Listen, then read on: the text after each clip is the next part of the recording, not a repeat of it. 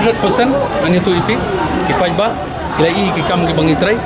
but kum banga juang bidang i statement bang ka kam kala keren kam jam banya ka ketien bat kai ka ba kipai ba ki kwa ban i ka kam ban ngala trai ngala le ngala kipai ba ngala du thia du dam namar ngakwa ban wan ra ka jingkala ngala le ita ka jingkala ban wan ra ik lentik singken ki babya ban wan ra ik jaga puli ki babya ban wan ra ya ki jaga sumar papang besitam ki babya bat ban yarap kipai ba gidan kam ka jinge ka bedai bat ki babun dan ikran le ka skim na ikran show namar ngala le umri ban le ban ai khot ban sam khot si kipai ba dai na ta ka daw ni kipai ba ru kung mga agi ni gisni bagi kuat sisa ban nang penjot yang di bantai don agen election pemerintah kata hari babakla lai itu singi ladon gi bapensyai ban nang aliang jonga ngam kuat kerentan nomor kakam jonga kala keren dai na takadaw don la don len tisu ban sukuno da kumni kumtai menu ba ay ka CHC ko jongsha dai mga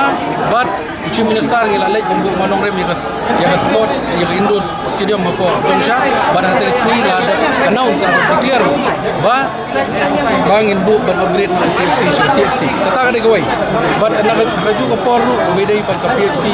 apo Android kataru kadai ka ba ladab yo AA baro arti ladab yo administrative approval ng yang government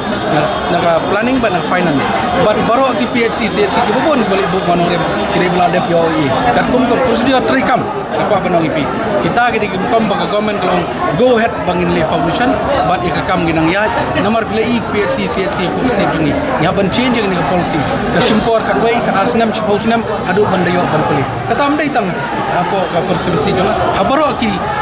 block abaro state ni ka jahanta dai deputy chief minister and here kom deputy chief minister ngam don yai and here kom ubri jong party pikran piklat no ele bidon dai kata ka digi babakla kata ka digi kai tamam so yai ngau pi ka jingwan jungu ka digi jingjok ka jong apa